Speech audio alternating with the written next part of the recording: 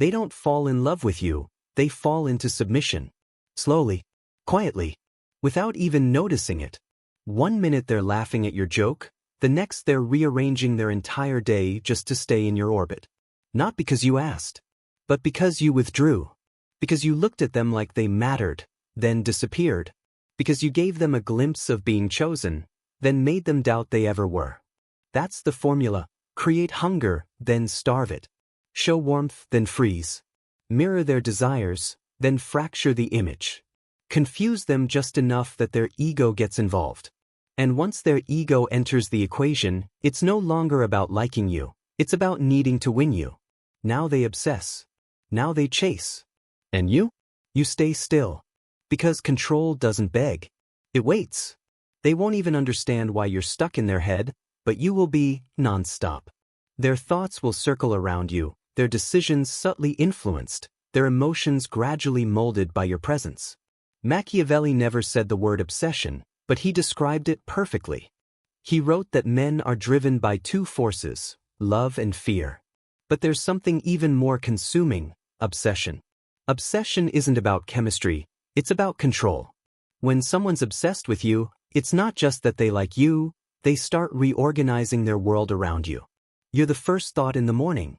You shape the way they speak, how they dress, how they carry themselves. All of it shifts because of you. And the truth is, you can create this on purpose. The same way Machiavelli manipulated rulers. He understood one crucial rule. Obsession isn't born from what you give, it's sparked by what you refuse to give. If you want someone to crave you, don't smother them with attention. Don't always be around. That only makes them comfortable, and comfort is the death of curiosity. Do what Machiavelli would do, take away their certainty. Obsession starts when they can't predict your next move. When they don't know if you admire them or merely tolerate them. When they can't tell if your last glance was desire or cold calculation. That psychological hunger, the not knowing, traps them in a loop. The human brain hates unresolved tension. And now, you are that tension, the open question they can't stop trying to answer. You let silence stretch past the point of comfort. You reply just a little too late. You pull back the moment they lean in. Machiavelli never gave full answers. He never offered full loyalty. And he never gave people the reassurance they desperately wanted.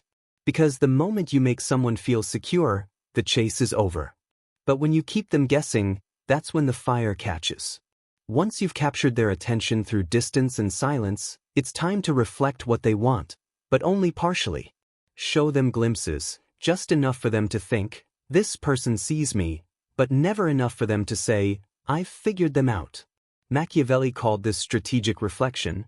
You mirror their desires, but only in doses you control. If they admire ambition, reveal your ruthless edge. If they want emotional depth, offer a single vulnerable moment, then brush it off. If they long for intensity, give them a flash, then freeze. People don't obsess over what they understand. They obsess over what almost makes sense. And once they're hooked, once they're trying to decipher you, you begin to condition them. This is where intermittent reinforcement comes in. You give warmth, then pull away. Offer praise, then go cold. Let them close, then disappear. Randomly. Without warning. That irregular rhythm rewires their brain. It locks them into a cycle of pursuit. They reread your messages. They check their phone obsessively. Because you've hijacked their reward system, just like a slot machine that never pays out the same way twice, but always keeps them pulling the lever. You're not giving them love, you're giving them something far more addictive, hope. And once hope becomes a weapon, it's stronger than love ever was. Machiavelli understood what most people never do, that obsession doesn't grow from pleasure. It grows from pain. Not pain you create, but pain that's already there, the kind people carry quietly. Abandonment, rejection, insecurity. You don't have to wound them. You just have to be the only one who seems to truly see the wound. You listen, but you don't try to fix. You understand, but you never judge. You look straight at the part they try to hide from everyone else. And slowly, you stop being a person in their life. You become the solution. They don't just want you, they need you. Because being around you doesn't just feel good, it feels like healing. And once someone believes you are their healing, they don't walk away. They can't. If you ever ask for obsession or beg for loyalty, it disappears. True obsession can't be demanded. It has to be triggered. So let your silence speak louder than your presence. Let your indifference turn into fuel for their desire.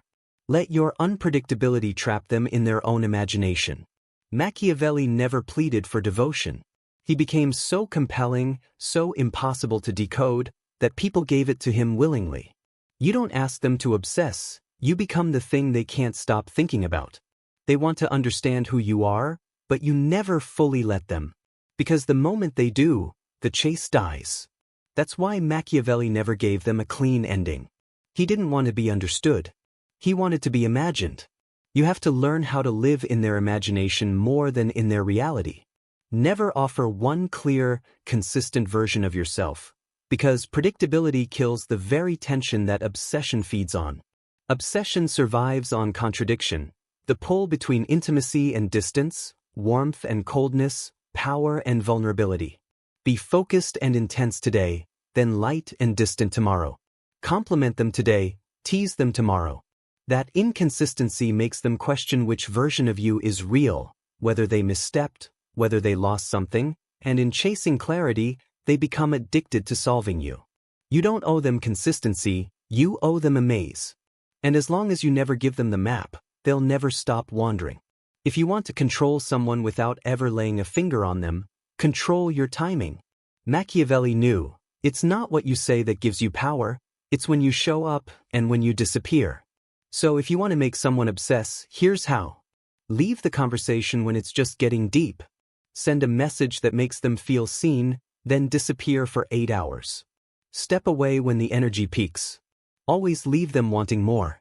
Create a void so sharp it echoes.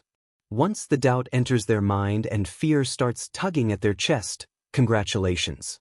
You now live in their head. Rent-free. Mirroring is one of the oldest seduction tactics, but most people get it completely wrong. They think it's about copying gestures or echoing phrases. In reality, true mirroring is far more psychological. It's about holding up a version of their inner world, slightly altered, just enough to make them stare. You voice things they've always felt but never had the words to say. You pick up on details they thought no one noticed. You make them feel completely seen, but just off enough to leave them unsettled. That subtle disconnect is what keeps them talking, explaining, trying to correct the reflection. But here's the twist, you're not wrong. You're just almost right. And it's that almost that gets under their skin. They can't walk away from an unfinished mirror. They want to fix the image, close the gap, finish the story. But they never can, because you won't let them. Nothing that's common is truly desired, and nothing that comes easy is ever respected. If you want obsession, you have to make yourself rare. Machiavelli understood this perfectly. People revere what they can't easily have. So you must become scarce in every sense. Your time must feel earned, your thoughts should only come in fragments, your approval can't be given freely, and your attention must never follow a pattern. Every moment with you should feel like a prize. Because obsession doesn't grow out of access, it grows out of earned proximity. They don't fall in love with you, they fall in love with the feeling of being chosen by you. And once they feel chosen, they'll do anything to avoid being unchosen. Obsession isn't built through affection. It's built through strategic absence. Just when they start to feel close, pull back. Just when they think they've finally figured you out, vanish. Just when they start relaxing, shake the ground beneath them. Tiny emotional cuts, delivered precisely, leave a mark that lingers. Your absence shouldn't be cruel, it should be confusing. They shouldn't feel anger, they should feel longing. They should replay every word they said, every look, every pause. And that's where obsession deepens, because now it's not even about you. It's about how they feel about themselves when you're not there. Every truly powerful figure in history had a signature, something subtle but unforgettable, a scent, a phrase, a glance, a gesture. These become psychological anchors, triggers the mind can't shake. You need your own. Maybe it's a line you always say, a certain stillness in your eyes, a tone that only comes out when you're serious. These tiny cues become your emotional fingerprint. They start hearing your voice in silence, seeing you in things other people say. That's when you stop being a person and start becoming a presence. No longer human, now haunting. If you want someone to be obsessed with you, they have to see themselves in you, and you in them. You can't be the other. You have to become part of how they understand themselves. That's what Machiavelli did. He didn't just give advice. He infiltrated. He embedded himself in their thoughts, their fears, their pride. He became the voice in their head when it mattered most. Because people don't obsess over others. They obsess over the version of themselves they become when you're near. And that's where your power lives, in making them feel stronger, more seen, more wanted. You make them believe that only you see something in them no one else ever could, a version of themselves that only exists when you're in the room. Every time they take even a small step away from you, they feel a little emptier, and that's what pulls them back. Because it's not really you they're obsessed with. It's who they become when they're near you. Once they're emotionally invested, once they've started seeking your attention, you assign them a role, a title that elevates them. You're the only one who really sees this side of me, or, I don't usually trust people, but with you it's different. Now they feel chosen. And to lose you would mean losing that identity. That's what obsession is, not desire for you, but a desperate need to protect the best version of themselves that only exists when you're around. People protect mirrors the same way they protect their ego. And you've become the mirror they can't afford to break. Machiavelli once wrote, "Men must either be caressed or annihilated." If you want to own someone's emotional loyalty, you don't demand their secrets. You create the kind of silence where they offer them. You don't ask. You just listen. You let them unravel. No judgment. No interruptions. And that alone makes them feel safer with you than they've ever felt with anyone. You become the vault, the one place their secrets live. And they know if you disappear, those secrets sit there in silence, unresolved, unacknowledged. That fear creates attachment. And attachment, when cultivated right, turns into obsession. And then comes memory manipulation. You're not just shaping who you are in the present, you're reshaping who you were in the past. You plant new meanings into old moments. Remember the way you looked at me when I said that? Something shifted. Or, when we walked past that place, I could tell something in you was breaking. Maybe it didn't happen like that. But now they remember it that way. Because the brain rewires through emotion, suggestion, and repetition. And now you've become something surreal, more intense, more significant, a plot twist in their life they didn't see coming and now can't forget. Obsession dies when stories end. So don't give them closure, give them mythology. Talk about the places you'll go, the lives you might live together, the moments that could happen, then vanish. You're offering them what Machiavelli would call a political promise, full of hope, but never guaranteed.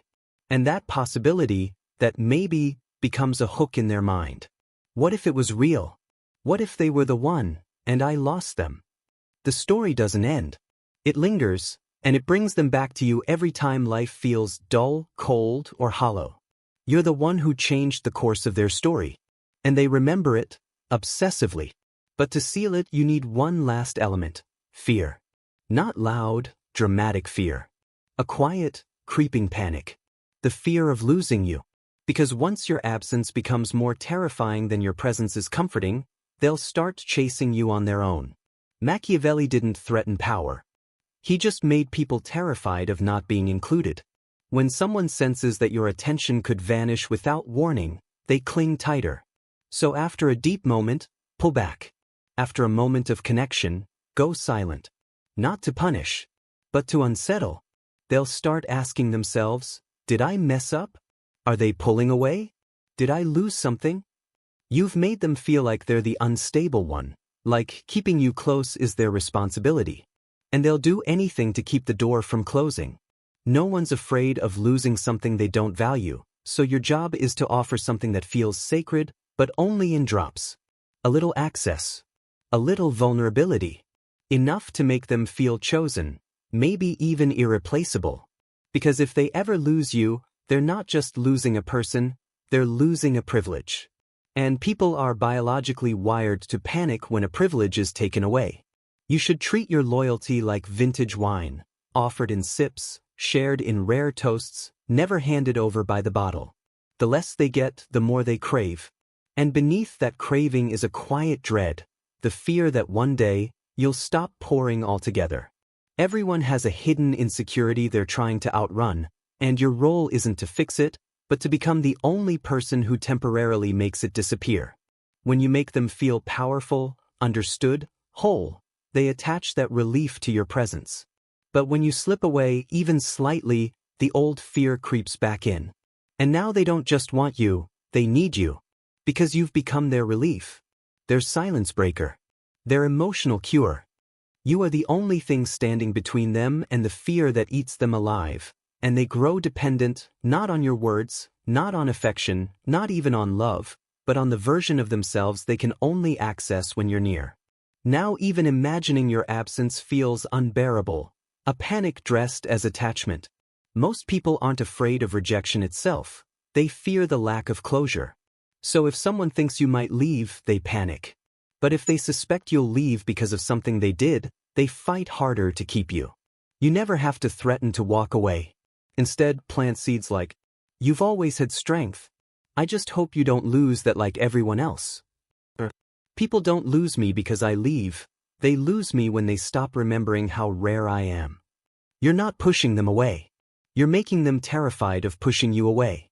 Now they don't just want you around, they're protecting you like something fragile and priceless. Once you've woven yourself into their self-image, their memories, their emotional highs, you quietly become their moral compass. You say things like, "You're better than that," or "That's not how I see you," and then you step back, just enough to make them wonder if they've disappointed you. They're no longer chasing affection, they're chasing approval. And when you control someone's self-perception, you control everything. You can go completely silent, and they'll start spiraling. One text, then another, then another. They'll scroll through old messages looking for answers. And Machiavelli? He wouldn't say a word. Because silence hits harder than any explanation. You've made them addicted to unpredictability. They're stuck trying to fix something they didn't even break. They're already lost in the maze, you just have to stay a few steps ahead. Always close enough to feel, never close enough to reach. But even obsession needs fuel. And nothing feeds it better than the perfectly timed disappearance. Once you pull away, your presence doesn't shrink, it amplifies. That's what Machiavelli understood. Remove yourself, and you don't vanish, you expand.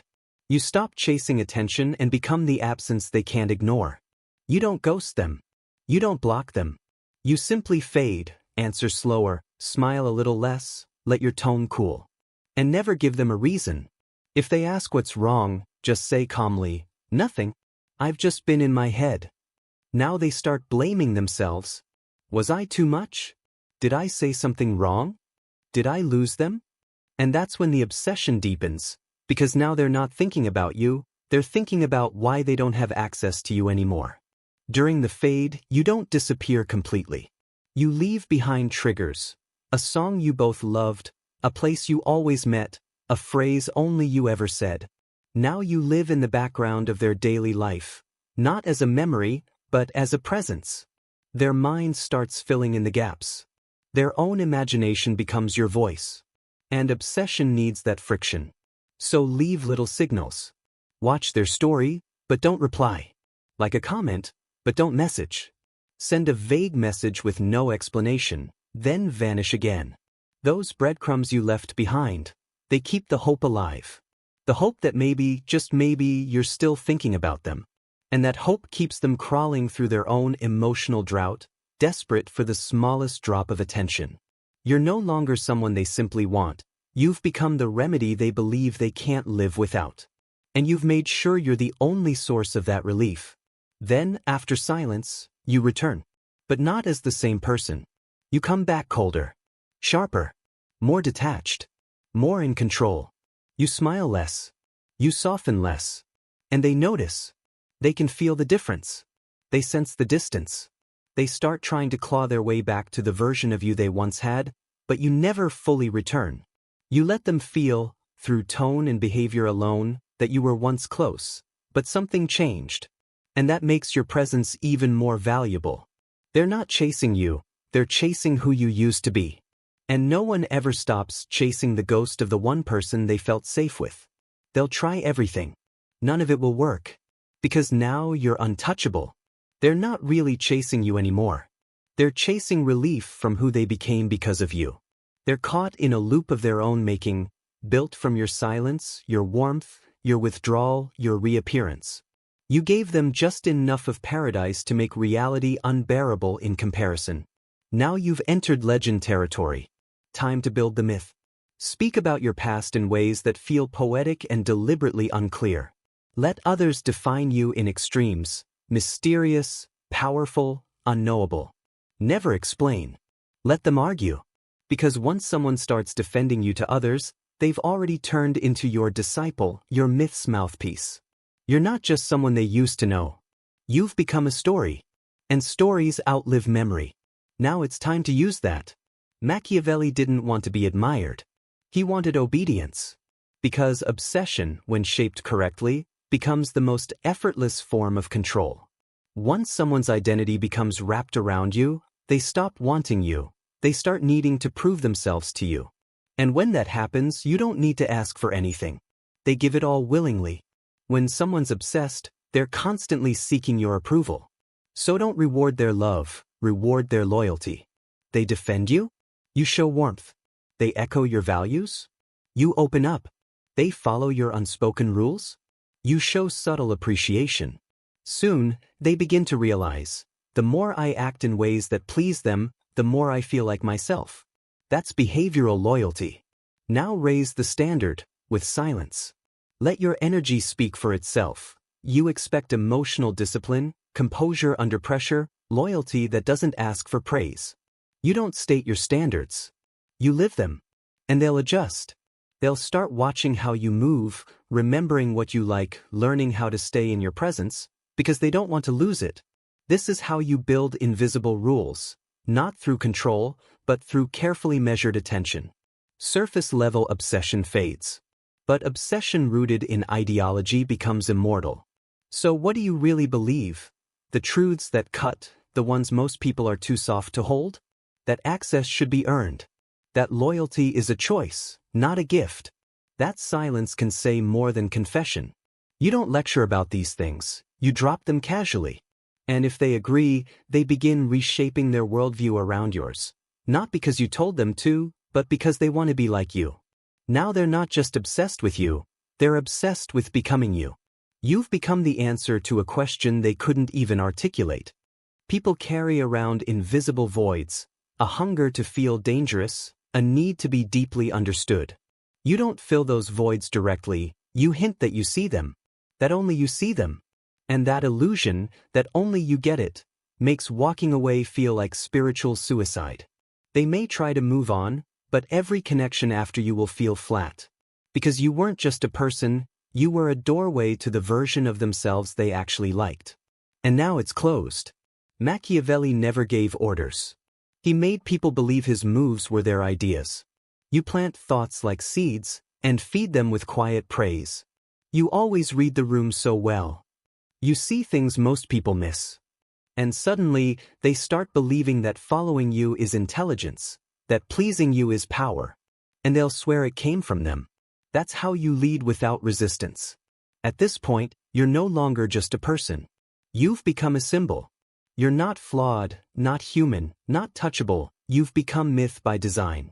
Machiavelli understood this. Fear and fascination are strongest when they come from something not quite human. So stay unreachable, speak rarely but with weight. Let them chase meaning where you've only left suggestion. You don't exist inside their story anymore. You exist outside it. Not as a chapter, but as the author they'll never meet. You don't just appear, you haunt.